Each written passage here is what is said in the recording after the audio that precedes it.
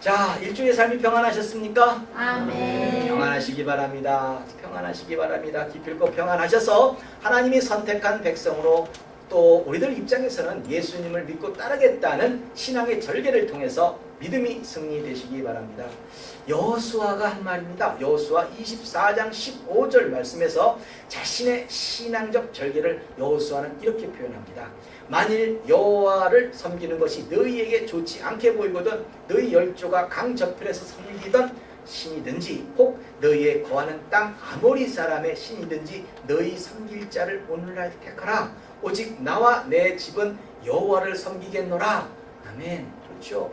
이런 아주 간단한 한마디의 말씀이 여호수아의 인생의 그렇죠 신앙 고백이었고 또 삶의 이정표가 되었던 겁니다. 뭐죠? 오직 나와 내 집은 여호와를 섬기겠다는 겁니다. 뭐 그냥 대충 뭐 이런 게 아니죠. 한번 이렇게 믿음의 결단을 했으면 그것으로 승부를 보아야 되는 거겠죠. 오늘 저와 여러분들이 드리는 이 예배를 통해서 하나님은 똑같은 것을 묻고 계십니다. 여러분들의 신앙 고백은 무엇입니까? 그저 세상의 풍조에 휩싸여 살아가시겠습니까? 아니면 제대로 된 이 하나님의 백성으로 하나님을 아버지라고 부르시면서 약속된 축복을 누리시면서 살아가시겠습니까? 여러분들 자신이 오늘 무엇을 선택하시든지 그것은 앞으로 여러분들의 인생에서 똑같이 누리게 될 일들입니다. 많은 사람들이 이 부분에 대해서 너무나 이해를 못하는 건지 아니면 깨닫지를 못하는 것이 참 안타까운 부분입니다. 여러분들이 여러분의 주변의 사람들에게 어떻게 대하든지 무엇을 어떤 식으로 대하든지 간에 그것은 여러분들 앞으로 여러분들의 인생에서 다가올 부분들이라는 겁니다. 결코 가벼운 것이 아닙니다. 삶의 진리입니다. 그러나 우리가 하나님 말씀 가운데 모든 것을 하나님 말씀을 따르게 된다면 우리에게 오는 그 열매는 항상 달게 될 것입니다. 그래서 성도는요 자신이 행한 이 축복된 선택으로 삶에서 승리하고 간구하는 소원이 응답받게 되는 겁니다. 이런 축복이 일주일의 삶에 충만하시기를 예수님 이름으로 축원합니다. 아멘. 자, 오늘 이 저희로 읽게 하신 이 에스더 3장은 한마디로 하만이라는 사람이요 유대인들을 학살하려는 음모를 시작하고 있습니다. 그 음모의 시작이 어떻게 발단이 되었는지 그것을 이야기하고 있습니다. 그 이유는 유대인 이 모르드게가 신에게 경배할 때 이렇게 경배 드릴 때만 이 관례적으로 행하던 이 무릎을 꿇는 절을 아각인 하만에게 하지 않았기 때문입니다. 이유를 생각해 볼 때 이거까지건 말이야 그냥 절을 하면 될 것 아닌가, 무슨 자존심이라고 글쎄 유대민족 전체를 위험에 처하게 만든다는 말인가 라고 생각하실 수 있습니다. 물론 성경에서도요 골로새서 3장 22절에서처럼 종들아 모든 일에 육신의 상전들에게 순종하되 사람을 기쁘게 하는 자와 같이 눈가림으로만 하지 말고 오직 주를 두려워하여 성실한 마음으로 하라 라고 기록이 되어 있어요. 이 얘기는 뭐냐면 내가 지금 직장생활을 한다고 해도 마찬가지예요. 내 위에 상사가 있어요. 사장도 있고요. 그 위에 중간 직급도 있을 수 있겠지요. 이 모든 것이 하나님이 그 육신의 상전들도 하나님이 다 보내주신 거예요. 그렇죠. 육신의 상전은 하나님이 두신 겁니다. 그 육신의 상전에 대해서 뭔가 불합리하다 내가 평가하고 판단하고 이거 하는 거 아니에요. 내가 판단하고 평가하는 게 아니라 하나님이 하시는 거예요. 나는 뭐죠? 그 상황에서 하나님 말씀 가운데 살아내는 거예요. 그렇죠. 그런 거예요. 그렇지만 이 모르드게는요 자기의 뜻을 꺾지 않고 오히려 자신이 그렇게 해야 하는 정당성을 피력하게 됩니다. 이 오늘 본문 4절 이 중간에 보시면요 자기는 유대인임을 고하였더니 라고 말하면서 자신은 유대인이기 때문에 아무에게나 절하지 않는다는 겁니다. 이것으로 모르드게는 신앙적 양심을 지금 지켜내고 있습니다. 오늘 저와 여러분들이 다시 한번 생각해 보아야 될 부분이 과연 내가 가진 신앙적 양심은 무엇을 할 수 있는가 하는 겁니다. 먼저 오늘 말씀을 조금 이렇게 살펴보시면서요 여러분들이 가진 믿음을 스스로 한번 점검해 보시기 바랍니다. 우선 오늘 본문 1절에서 아각 사람 함무다다의 아들 하만이라고 소개되고 있습니다. 이 말씀 한 구절로 오늘 에스더 3장에서의 모든 이야기가 왜 이렇게 전개되는지 알게 됩니다. 여기서 이 아각이라고 하는 말은 하만의 뭐 가까운 뭐 조상 내지는 뭐 그렇잖아요. 여기 미국 성도 뭐 베이커 뭐 아이고 조상이 뭐예요? 빵 굽는 사람이에요. 그렇듯이 뭐 이렇게 가까운 조상의 이름이거나 아니면 또 어떤 지방의 이름을 따서 아각이라고 한 것 같아 보이지만 사실요 이 아말렉 족속의 왕 아각으로 이해하는 것이 더 나을 겁니다. 사무엘상 15장 20절 하반부의 기록을 보면요 아말렉 왕 아각을 끌어왔고 아말렉 사람을 진멸하였으나 이게 지금 사울 왕이 아말렉하고 싸워가지고 이 승리했던 그 내용을 지금 얘기하는데 여기에 아말렉 왕 아각이라고 정확하게 표현되고 있어요. 그래서 이 에스더서에서 나오는 하만은 아말렉 족속 중에서도 아각 왕의 후손, 즉 왕족 중에 한 사람이라고 유추할 수 있게 됩니다. 그렇다면 문제가 심각해지는 겁니다. 아말렉 족속은 원래 이 에서의 후손입니다.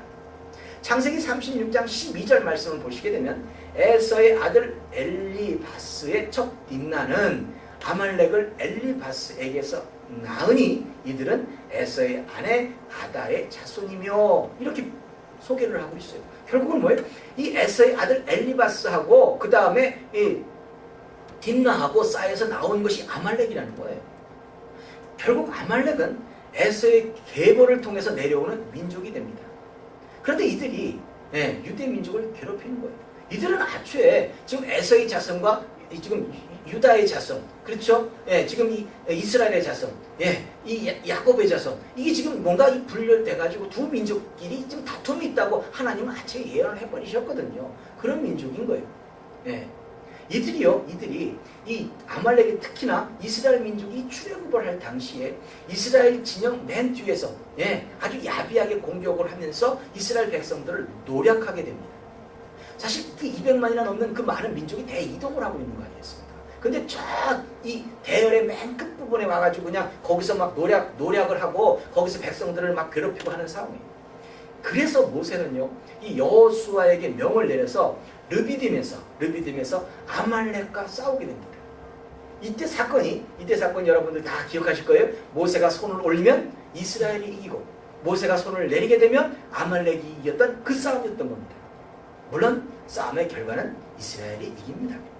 그래서 그곳에서 제단을 쌓고 모세는 그곳을 여호와 니시라고 명했던 겁니다.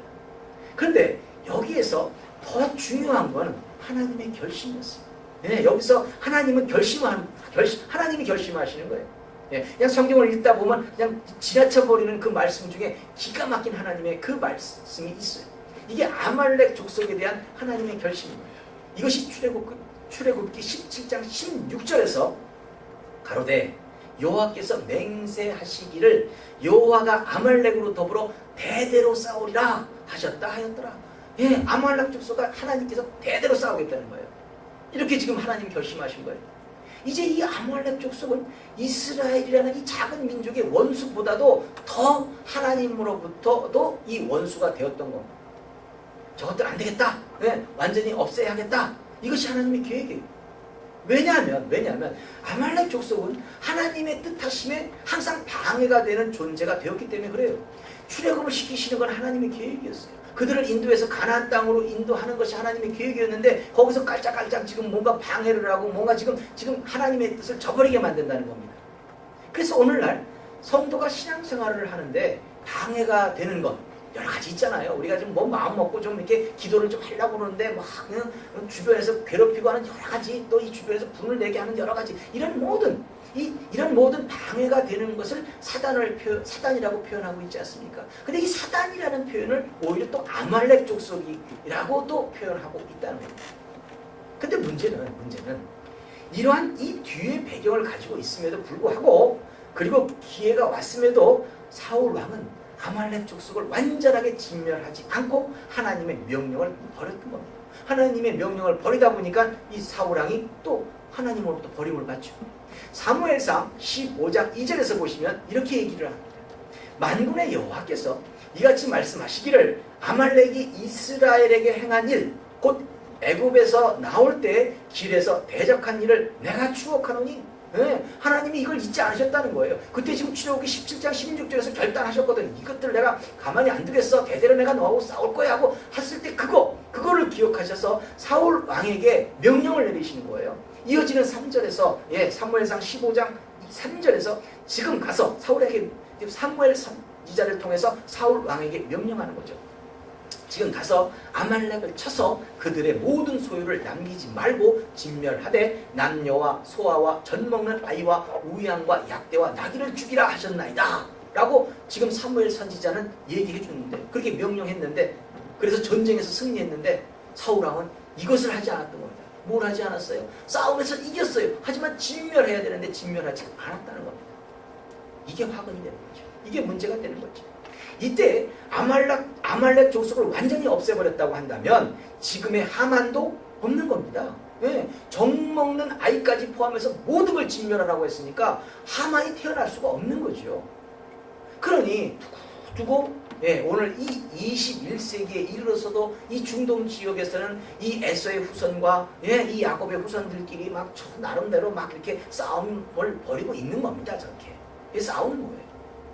물론 사울 왕도 이 사건으로 개인적으로는 더 이상 왕이 되지 못하고 또 비참한 최후를 맞이하게 됩니다.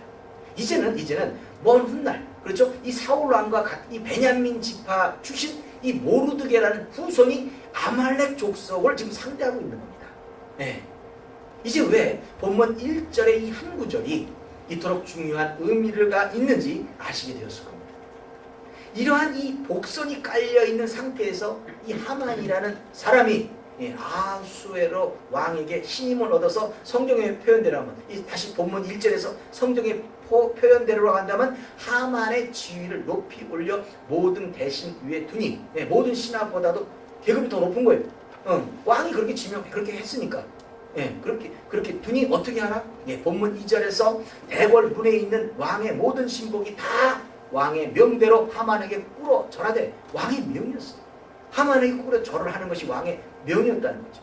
그런데 이놈은 모르드게는 꿇지도 아니하고 절하지도 아니하니 결국 뭐예요? 이것이 화근이 되는 겁니다. 이것이 화근이 되어서 본문 5절에서 하만이 모르드게가 꿇지도 아니하고 절하지도 아니함을 보고 심히 노하더니, 저거 봐라, 좀 화가 난 거예요. 그렇죠? 저것이 전체 왕의 명령임에도 불구하고 너는 안 꿇어? 뭐 이런 거죠. 그러면서 본문 6절에서 아하수에로의 온 나라에 있는 유대인 곧 모르드게의 민족을 다 멸하고자 하더라. 이것들 안 되겠네 하면서 뭔가 결단을 한 거예요. 그래서 이런 결론이 나오게 되는 거죠. 이제 에스더 3장에서 이야기하고 있는 이 유대 민족 진멸 사건의 위기가 전반적으로 좀 이해가 되실 겁니다. 왜 저렇게 싸울 수밖에 없는 상황이 벌어졌는지. 사실요, 모르드게 입장에서도 이해가 갑니다. 대궐 문 앞에서 일하는 사람이 사실 그 왕이 출입할 때마다 절하지 않았겠습니까? 무릎을 꿇고 절했겠죠. 지금 현재 대궐 앞은 누굴 지키는 거예요? 지금 왕이 대궐 안에 사는 거 아닙니까? 그럼 왕이 왔다 갔다 하는데 왕한테 절하지 않았겠어요? 왕한테는 절을 했을 거란 말입니다. 그러니까 그 자리에 있는 거죠. 근데 왕에게 경의를 표하지 않고서는 어떻게 그 자리에 그런 일을 할 수 있겠어요? 문제는 뭐죠? 하만이었던 겁니다. 하만이 아말렉 족속이었고 아직까지 하나님의 계획하심은 남아 있었던 겁니다. 뭐죠? 대대로 싸우리라. 이게 남아 있었던 거예요. 이것을 당시 모르드게는 보았던 겁니다.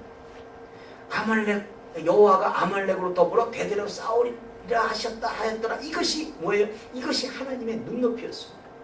하나님이 보시는 것을 당시 모르드게는 그것을 보았던 겁니다.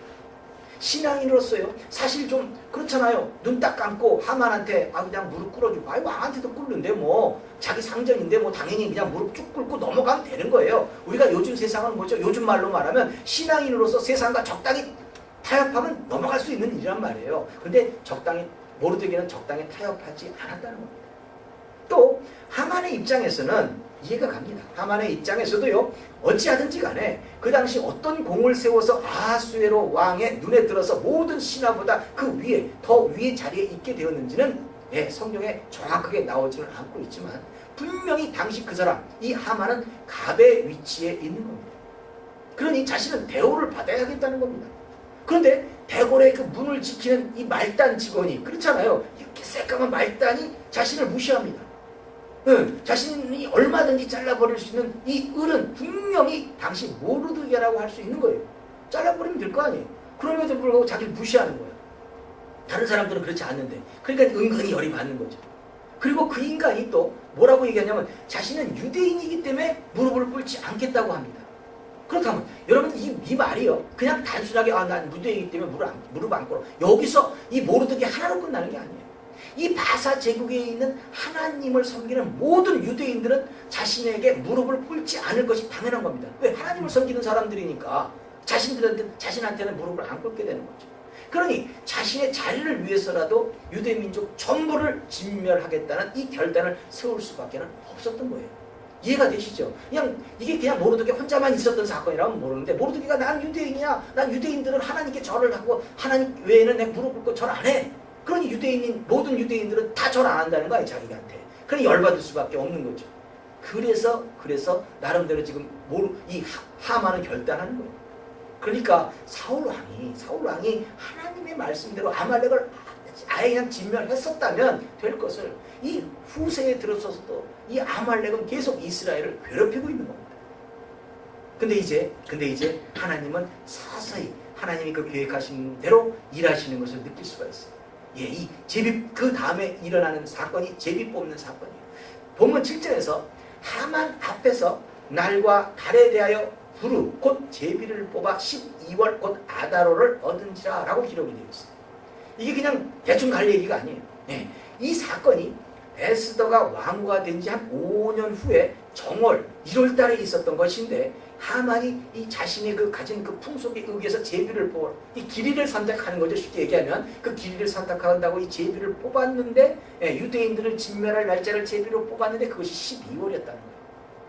유대인들에게는요 뭐가 남죠? 정월이니까 11개월이라는 이 여유가 기간적인 여유가 생겼던 겁니다. 이 계획이 유대인을 진멸한 이 계획이 바로 시행됐다면 유대인들은 반격할 기회를 갖지 못합니다. 지금 당장 왕의 칙서가 딱 내려가가지고 당장 지금 시행해 다 죽여 그러면 죽는 거예요. 어떻게 보면 반론의 여지가 없어. 기회가 없다는 거죠. 근데 하나님의 역사하시네 아주 길게. 그렇죠? 이제 하만은 날짜를 정하고 아수에로 왕에게 딜을 합니다. 본문 8절에서 이 정치적인 딜이에요. 하만이 아수에로 왕에게 이를 아뢰되 한 민족이 왕의 나라 각 도 백성 중에 흩어져 가는데 유대 민족이 페르시아가 지배하는 지역이 여러 가지 이렇게 흩어져 있었겠죠. 그 법률이 만민보다 달라서 다른 나라하고 다른 거 좀 틀려서 왕의 법률을 지키지 아니하오니 용납하는 것이 왕에게 무익하니다라고 나름대로 간언을 하는 거예요. 결국 모르드게가 왕이 자신에게 절하라는 명 그렇잖아요. 모든 사람들 이 하만에게도 절하라 뭐 이런 거 있잖아요. 결국은 모르드게가 제가 절을 안 하네요. 뭐 이런 식으로 지금 얘기가 끌고 가는 게 아니라 자신의 얘기를 끄는 게 아니라 유대 민족 이 전체에 문제가 있다는 것으로 왕을 설득하는 거예요. 그것도 본문 9절에서 보시면요. 내가 은 1만 달란트를 왕의 일을 맡은 자의 손에 붙여 왕의 부고에 드리리다. 정치적 딜이죠. 내가 지금 은 1만 달란트를 왕한테 주겠다는 거예요. 그러니까 이 나름대로 이거에 대한 문제 해결을 자기한테 맡겨달라는 거예요. 완전히 왕을 매수해서라도 마음을 얻고자 하는 겁니다. 자기 소신껏 펼쳐보겠다는 거예요. 결국 뭐죠? 유대 민족을 진멸할 조서를 내리게 해달라는 겁니다. 이때 왕은 그냥 칙서를 이렇게 그래 그럼 칙서를 갖고 와봐 조서를 꾸며와봐 하고 난 다음에 거기다가 이렇게 반지를 딱 찍어가지고 이렇게 해 라고 하는 뭐 그런 절차를 밟는 게 아니라 자초지종도 살피지 않고 그냥 하만에게 반지를 빼서 줘버린 거예요. 그러면서 야 은도 필요 없다. 무슨 은이야? 내가 볼 때 옳게 생각되거든. 그냥 시행하라고 이렇게 명령을 한 겁니다. 그러니까 하만은 그 당시 왕의 신임이 아주 두터웠던 겁니다. 그래서 본문 13절에서 이에 그 조서를 역졸에게 붙여 왕의 각 도에 보내니 12월 곧 아달월 13일 그러니까 12월 13일이에요. 하루 동안에 모든 유다인을 노소나 어린아이나 부녀를 물어나고 죽이고 도륙하고 진멸하고 또 그 재산을 탈취하라 하였고 이런 칙서가 내려진 겁니다. 하나님이 사울 왕에게 내린 거, 그죠? 뭐였죠? 다 진멸하라. 어린아이조차도 다 진멸하라고 했잖아요. 예, 그것이 똑같이 지금 이 유대인들에게 지금 내려지는 거예요. 그래서 이것은 두 민족 간의 싸움이었던 겁니다. 아무튼 그러니까 12월 13일이 D-Day가 되었습니다. 유대 민족들에게는 그날의 결판 나는 거예요. 그 후 그 조선은 왕이 살고 있는 수산성에서도 반포가 되었고 수산성은 동요가 일어나고 있었습니다. 여러분들 알다시피 지난주에도 말씀드렸습니다만 이 페르시아가 지배하고 난 다음에 바벨론을 멈춰서 페르시아가 지배하고 난 다음에 유대인들을 다 이 수산성 그쪽 근처로 지금 모든 걸 이주시켜 버렸어요. 그러니까 그 수산성 근처에 보니까 우리가 자기네들이 죽는 날짜가 벌써 12월 13일이라고 그게 반포가 된 거예요. 그러니 수산성은 뭔가 조금 여기 표현대로 하면 수산성은 어지럽더라고 하면서 아주 위기가 고조된 상태로 에스더 3장을 이야기를 끝내고 있는 겁니다. 이 조서가 실행되었다면 거의 70만 명 이상의 유대인들이 죽게 되었을 것이라고 합니다. 학자들이 이제 계산한 결과가 그렇다고 합니다. 자, 아무튼 오늘 말씀을 통해서 저와 여러분들은 하나님이 우리들에게 하시고자 하는 이 말씀을 들어야 합니다. 하나님은 저와 여러분들에게 하나님이 보시고 있는 것을 보시기 원하십니다. 이 시대에서 하나님의 눈길이 머물고 있는 그곳을 볼 사람도 저와 여러분들 중에 누군가가 해야 합니다. 이 시대에서요, 하나님의 눈길이 머물고 있는 그곳을 가야 할 사람도 예수님을 믿는 우리들 중에 하나가 가야 합니다. 하나님의 눈길이 머물고 있는 그곳을 보는 것이 신앙관입니다. 그렇죠? 하나님이 눈길이 머무는 것이 무엇이에요? 하나님이 하시고자 하는 이 계획이 있는 곳 아니겠습니까? 그것을 보는 것이 신앙관이라는 거예요. 네. 그리고 하나님의 눈길이 머물고 있는 그곳을 가야 할지 말아야 할지를 분별하는 것이 신앙적 양심이라고 하는 겁니다. 그렇다면 여러분들의 신앙적 양심은 뭡니까? 지금 하나님의 눈길이 머물고 있는 그곳에서 성도라면 우리는 어떻게 살아가야 합니까? 이게 지금 여러분들이 신앙관을 가지고 여러분들이 지금 무엇을 해야 되는지 무엇을 하지 말아야 되는지 그걸 결정해야 된다는 거죠.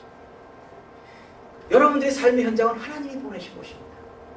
하나님이 이와 같은 일을 하라고 어떠한 일들을 하라고 하나님이 각자 여러분들의 삶 가운데 감동으로 주셨습니다. 사울 왕처럼 여러분들이 하나님이 주신 그 모든 사명, 그 감당해야 될 것들을 외면합니까? 사울 왕에게 주신 그 사명은 아말렉 족속을 완전하게 내가 힘 줄게, 내가 능력 줄게, 군대 줬자니 자 이제 너희들 이길 수 있어, 자 이제는 완전히 진멸해. 보니까는 하나님의 그 심오한 뜻은 모르는 거예요. 다만 보니까 눈앞에 보이는 유익이 있어요. 뭐가 있어요? 아주 튼튼한 아주 소도 있고요, 양도 있고요, 아주 괜찮은 이 모든 전리품이 있어요. 그렇죠? 그러니까 바꾸는 거예요. 하나님의 명령은 그거였지만 자신의 생각으로 바꾸는 거죠. 그렇게 해서 자신에게 유익이 되는 것이 기껏 건강한 소 몇 마리 또는 귀금속이라고 한다면 별거 아니지 않습니까? 더욱이 이런 것들이 여러분들이 생각할 때 삶을 마치는 순간까지 마음껏 누리다가 그것들을 가지고 갈 수나 있겠습니까? 여러분들이 지금 알고 있는 이 세상에 살고 있는 많은 사람들 그래요. 뭔가 지금 좋지 않은 방법으로 부를 얻었다고 쳐요. 끝까지 가든가요? 한순간에 실추됩니다. 한순간에 무너지는 것이 그런 거예요. 하나님을 섬기는 백성들에게는 하나님이 보시는, 하나님이 눈길이 머무는 그것을 보기 때문에 그러한 일이 없지만, 그렇지 않은 많은 사람들은 자신이 뭔가 섰다고 하면은 쓰러지게끔 되어 있는 거예요. 그러면 여러분들 끝까지 뭔가 여러분들이 수고를 얻은 것을 붙잡고서 여러분들 끝까지 살 수가 있냐는 거죠. 좋아요. 살았다고 치자고요. 그 다음에는요, 여러분들이 생명이 끝나는 그 다음 이후에는요, 여러분들의 생명이 끝나는 그 다음 이후에는 여러분들이 마음껏 할 수 있습니까? 여러분들이 생각한 대로 막 움직일 수 있을 거라고 생각하십니까? 아니죠. 생명이 끝나는 그 순간 우리들은 다 뭐예요? 하나님 백보자 심판 앞에 서야 돼요. 결국은 여러분들이 뭔가 할 수 있는 거 아니에요. 그러면 여러분들이 생각할 때 몇십 년이에요. 아무리 길어도 몇십 년이에요. 그 이후에는 모든 게 결판 나는 거예요. 근데 성도라면서 당장 눈앞에 펼쳐있는 이 유익의 마음이 흔들리게 되면 예수 안 믿는 것보다 못한 겁니다. 그렇죠? 그렇지 않겠어요? 예수 안 믿는 것보다 못하다는 것은, 자, 예수 믿었으면 하나님의 말씀 가운데 하나님의 눈길이 머문 그것을 향하여 우리가 열심히 일하고, 그래야 하나님이 축복도 주시고 능력도 주시고 그 속에서 우리도 성공도 하고 이런 것을 감당하게 되는데, 우리가 지금 우리의 유익만을 위해서 움직였다고 한다면 우리는 한순간 조금 있으면 끝난다는 거죠. 바보 되는 거예요. 예. 예수 믿는다고 하고 한 걸음은, 예, 한 걸음은 이렇게 예수 믿는 성도로서의 한 걸음 딱 쓰고 나머지 한쪽 다리는 세상의 그 풍조에 휩싸여 있다고 한다면 뭘 얻을 수 있어요? 하나님으로부터 얻을 수 있는 게 없다는 거죠. 그러니 뭐가 돼요? 예, 바보 되는 거예요. 나중에 가서는 완전히 새 되는 거예요. 세상 사람들한테는 아이고 뭐 그렇게 살아서 뭐 별거 없네 라는 소리 듣게끔 돼 있는 거고요. 그렇죠? 예수님이 이런 말씀을 하십니다. 요한복음 6장 38절에서 내가 하늘로서 내려온 것은 내 뜻을 행하려 함이 아니오. 자, 예수님이 하나님이에요. 그런데 그 하나님이신 예수님도 자신의 뜻을 위해서 오지 않았대요. 여러분들의 뜻을 위해서 사는 게 아니에요. 예수님조차도 그랬는데. 그렇죠? 그렇다면 누구의 뜻을 위해서 사는 겁니까? 이어지는 39절에서 나를 보내신 이의 뜻을 행하려 함이니라. 나를 보내신 이는 하나님이세요. 하나님 아버지세요. 나를 보내신 이의 뜻은 내게 주신 자 중에서 내가 하나도 잃어버리지 아니하고 마지막 날에 다시 살리는 이것이니라. 자, 이게 예수님의 일이에요. 자, 그렇다면 이것이 예수님에게만 있는 사명이겠습니까? 아닙니다. 절대 아닙니다. 지금 여러분들에게 주신 이 삶의 현장에서 만나는 많은 사람들, 그렇죠? 많으면 많은 대로 어떤 사람들은 좀 적게 만날 수도 있겠죠. 적으면 적은 대로 각자에게 주신 사람들이 있어요. 네, 여러분들의 부모, 여러분들의 그 가족들과 더불어 더 나가서 학교 오면 학교에서 만나는 많은 친구들, 더 나가서 사회생활을 한다면 그 사회생활을 하는 데서 만나는 그 많은 사람들, 여러분들에게 주신 여러분들에게 주신 사람들이에요.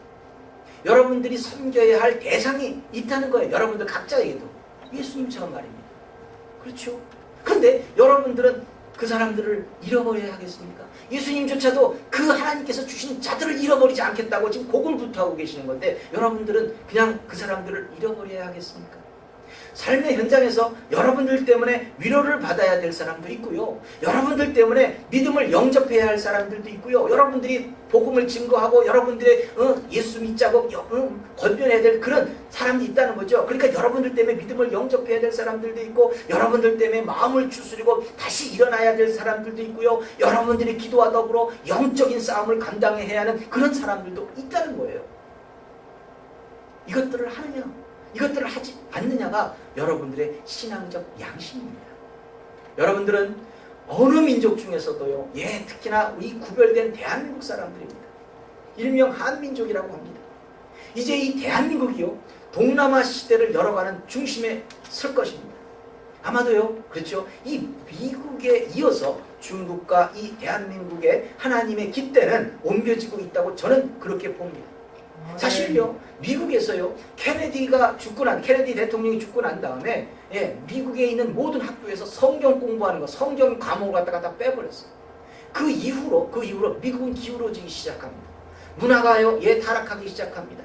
걷잡을 수가 없어요. 그런 상황으로 점점 지금 하나님의 그 일로서는, 하나님의 그 일을 맡은 자로서는 지금 뭔가 기울어지고 있다는 거죠. 사실 여러분들, 대한민국이 복음의 나라가 되기 위해서는 어땠어요? 이 미국에서 파송된 많은 선교사님들을 통해서 우리는 믿음을 영접받은 사람들이에요. 그렇지 않습니까? 네, 미국에서 파송된 그 선교사님들을 통해서 우리가 믿음을 영접받았음에도 불구하고 이제는 미국은 쇠하여 가고 있고 이제는 우리 한국은 서가고 있다는 거죠. 괄목할 만한 이 대한민국의 성장, 이 경제적인 성장을 우리는 모두 보고 있었어요. 옛날에 1970년대에는 아주 이 못 사는 걸 극복해보겠다고요. 잘 살아보세요. 새마을운동 했어요. 그렇죠. 그것을 지금은 어때요? 아프리카에서 배우러 와요. 새마을운동을 배워가지고 자기네들도 경제적으로 부흥하겠다는 거죠. 대한민국 사람들이 이제는요, 세계 어디에 가서도, 세계 오지에 어디에 가서도 다 있다고 합니다. 이제 이들이 모여 있는 곳은 그곳이 어디든지 간에 교회가 서고 있다고 합니다. 이런 모든 것을 정확하게 보시기 바랍니다. 하나님의 눈길이 머무는 그것을 그 당시 이 모르드게가 보았던 것처럼 모르드게가 보았던 것처럼 우리는 이 시대에서 이것을 우리에게 맡겨진 사명을 정확하게 볼 수 있어야 한다는 겁니다. 저는요, 한국 사람들은 하나님의 쓰시기에 가장 합당하게 준비된 민족성을 가지고 있다고 봅니다. 남들은 한국 사람들을 비아냥거려서 그것이 다 일본 사람들이 우리에게 그 일제 침략 시절에 그 심어주었던 생각이에요. 모래알 근성을 가졌다는, 뭉치지 못한다는 거죠. 그렇죠? 남비 근성을 가졌다든지, 난비건성 막 어떤 때는 막 끌었다가 그냥 금방에 식어버린다는 거예요. 예, 또 그러고 난 다음에 역전근성을 가졌다든지. 예, 이런 게 다 뭐예요? 일본 사람들이 우리를 침략해서 우리에게 심어준 생각이에요. 여러분들도 그렇게 하고 생각하십니까? 여러분들도 그 생각을 그대로 유지하고 야 우리 한국 사람들은 대한민국 사람들은 그런 사람들이야 이렇게 생각하세요? 일본은 하나님이 쓸 수가 없어요. 아시잖아요. 그렇죠? 복음이 그렇게까지 많이 움직여져 있지 않아요. 네.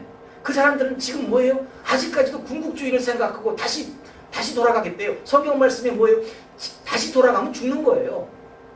지켜보는 거예요. 그래서 저는 자 어떤 대학에서요 이런 이야기가 있어요. 어떤 대학에서 어떤 대학 기숙사에 있었던 일입니다. 어떤 한국 여자 유학생이 기숙사에서 중국 여학생과 이렇게 다툼이 일어났습니다. 중국 여학생은 좀 키도 좀 크고 몸집도 좀 있었나 봅니다. 근데 한국 여학생은 작고 조금은 좀 다부졌나 봅니다. 이 한국 사람들 좀 다부자는 그거 있잖아요. 예. 근데 이 중국 여학생이 뭐 어떤 이유였을지 모르겠지만 이 다툼을 하다가 이 분에 못 이겨서 한국 여학생이 뺨을 쳤습니다. 그러자 한국 여학생도 질세라 똑같이 뺨을 쳐버렸어요. 이제 다툼은 뭐죠? 싸움이 돼버린 거예요. 예, 몇 차례 그냥 뺨을 서로 이게 주고받는 중에 몸집이 큰 이 중국 여학생은 조그마한 한국 여학생이 끝까지 대드는 것에 분이 나기 시작해요. 이 분나면 지는 거예요, 싸우면. 그쵸? 이런 와중에 학교 경찰이 출동했답니다. 아시다시피 이 미국에서는요, 어떤 경우에도 폭력은 처벌을 받습니다. 최소한 이런 경우라면 이들은 일단 경찰서로 끌려갑니다. 그래서 경찰서로 끌려가서 뭐 조사를 받고 한국 경찰은 끌려가면 그 자리에서 조서를 받아요. 하지만 아무런 조서도 없이 일단 감옥에서 이틀을 지내고 난 다음에 조서를 받고 하나는 풀려나고 하나는 처벌을 받습니다. 여기서 뭐 둘 다 훈방하는 케이스가 없어요. 하여튼 일단 경찰서에 끌려가게 되면 한 사람은 처벌받고 한 사람은 그냥 나가는 거예요.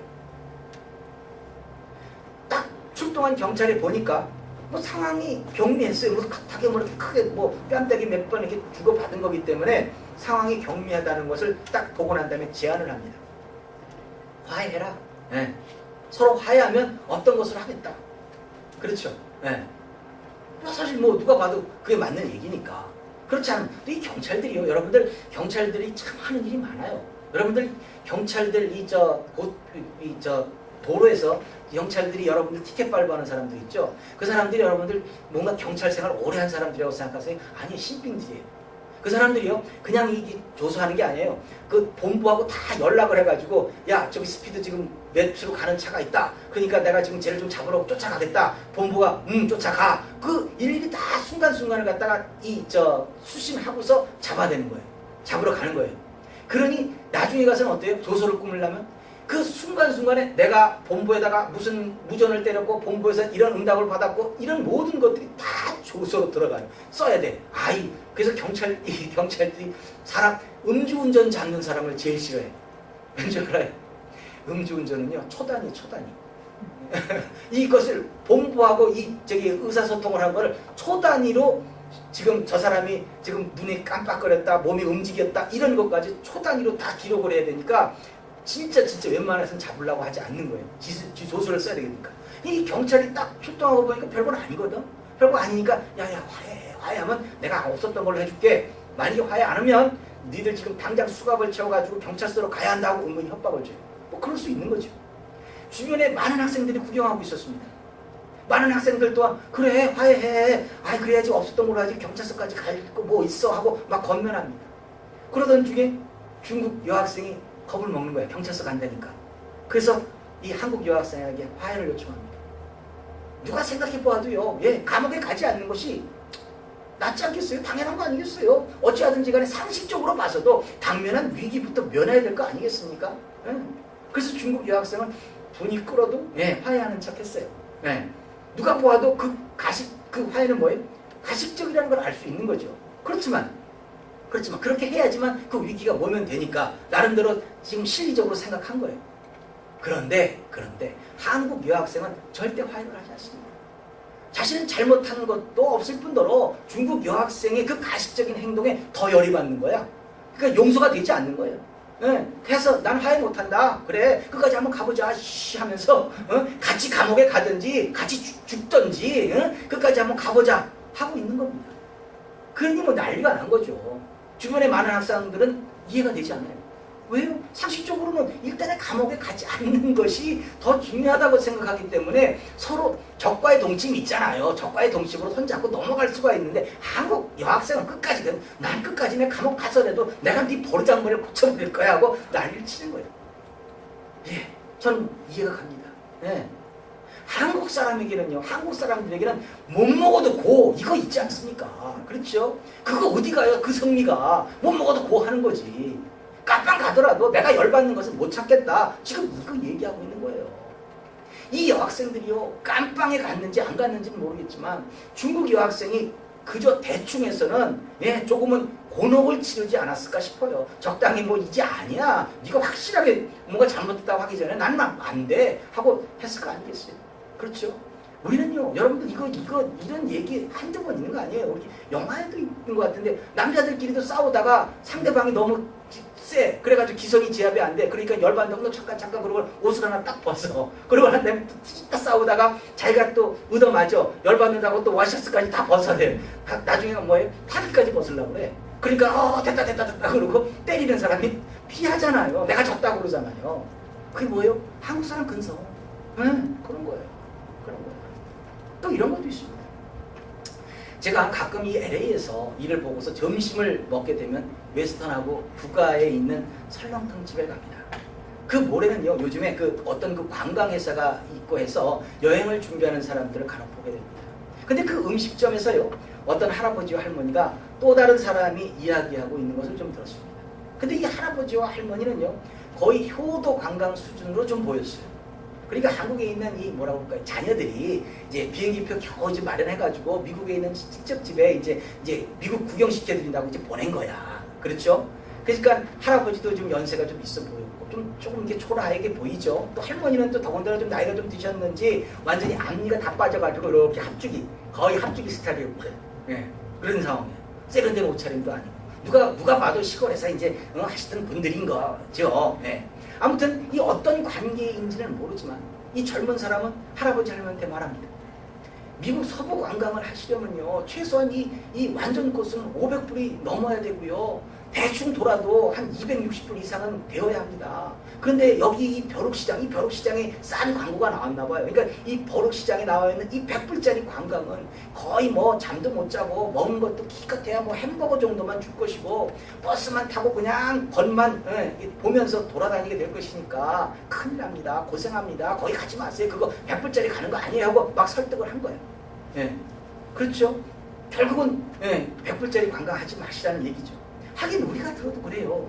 미국 서부 관광 100불짜리 하면 대충 형편없겠다는 그 감은 오지 않습니까? 뭐 그냥 라스베가스 한번 왕복하는 코스의 그 금액이지, 그걸 갖고 미국 서부를 갖다가 일주한다, 이게 지금 얘기가 아니라는 거예요. 그렇죠? 이거 분명히 다 이해가 가는 내용이야. 그리고 또 이분들도 이해는 나름대로 했어. 그럼에도 불구하고 이 할머니가 나름대로 뭐 경제적인 것도 있고 뭐 다 그런 걸 고려했는지 모르겠지만 이 할머니가 대답하시기를, 합주기 할머니랑 딱 설마 죽이기 하겠어? 아시죠? 우리들 죽기 아니면 깡버치기 아닙니까? 거의 그 할머니가 지금 그 얘기를 하고 있는 거예요. 예? 우리 한국 사람들 어디 가나 나이를 불문하고 똥배짱 하나는 알아줍니다. 예?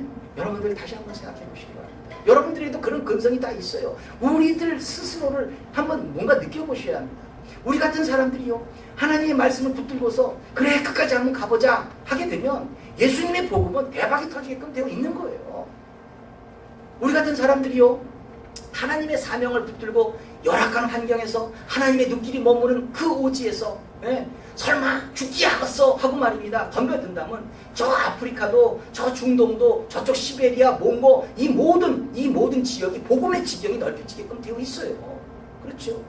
이렇게 각자에게 주어진 사명을 하고 안 하고는 여러분들이 가진 신앙적 양식입니다. 하지만 하나님은 분명 우리 민족을 통해서 하실 수 있다고 판단했기 때문에 짧은 기간에 대한민국의 경제를 부흥시키셨다고 저는 봅니다. 이제는요, 저와 여러분들의 결단만 남아있습니다. 주의 백성으로 한번 제대로 해보겠다는 결단을 하시고 말씀 가운데 기도하시고 때를 기다리시기 바랍니다. 분명 하나님은요, 결단하는 자들에게 하늘문을 여시고 축복하실 겁니다. 권능을 주실 겁니다.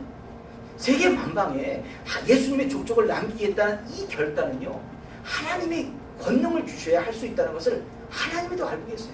우리가 무슨 힘이 있길래 하나님의 능력 주셔야지. 우리가 하여금 경제를 부흥시키셨고, 여러분들 어디 세계 만방에 어딜 가더라도요, 미국 여권보다는 대한민국 여권으로 들어가면 환영받아요.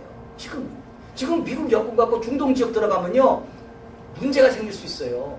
그렇죠? 대한민국 여권은 어디 가나 환영을 해요. 이게 무슨 말이겠어요?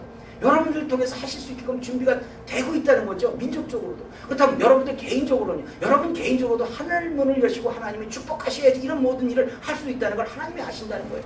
그러면 내가 결단하고 내가 못 먹어도 고한다, 내가 죽어도 한번 해보겠다 한다면 하나님은 축복하신다는 거예요. 이런 일들을 위해서 저와 여러분들은 이곳에서 이렇게 예배를 드리고 이런 말씀을 듣게 하시는 겁니다. 일단 여러분들에게 주어진 인생에서 예수님을 한번 믿은 이상 못 먹어도 그냥 왕피박을 써도 고하는 겁니다. 예. 그 여학생 말처럼요. 예. 설마 죽이기 하겠습니까? 하나님이 그 할머니 말씀처럼. 그렇죠? 신앙적 양심으로 다시 한번 결단하시기 바랍니다. 이런 축복의 결단이 여러분들의 삶에서 간섭받게 되시기를, 그래서 승리하시고 모든 소원을 이루게 되시기를 예수님 이름으로 축원합니다. 아멘. 기도하겠습니다. 할렐루야. 하나님 아버지 감사합니다. 믿음의 일꾼들 하나님 새로운 도전을 주신 진심으로 감사합니다. 저희들을 통해서 하나님은 일하셔야 되겠기에 오늘도 이렇게 저희들에게 감동을 주시니 진심으로 감사를 드립니다. 저희들이 미흡하여 하나님의 눈길이 머무는 그곳을 바라보지 못하고 있습니다. 저희들이 미흡하여, 저희들이 연약하여 하나님의 눈길이 머무는 그곳이 무엇인지도 모르고 이루고 있습니다. 하나님께서는 모든 것을 준비시키시고 있는 줄 알고 있사오니 이제는 저희들을 통해서 복음의 지경이 넓혀져야 됩니다. 저희들이 이렇게 이민생활을 하는 것도 하나님께서 이 사명을 주시고자 이곳에서 하나님 말씀 가운데 승리해보게끔 하나님께서는 우리를 훈련시키시는 줄 알고 있습니다. 하나님 이제는 하늘을 여시고 마음껏 축복하여 주시어서 세계 만방에 예수님의 족적을 남기는 데 헌신할 수 있도록 저희들을 사용하여 주시옵소서. 하늘문을 여시고 마음껏 축복하여 주시고 축복받은 대로 하나님 그것을 가지고 세계를 향하여 나갈 수 있도록 하나님 저희들을 사용하여 주시옵소서. 감사하며 이 모든 말씀 예수님 이름으로 기도드립니다. 아멘.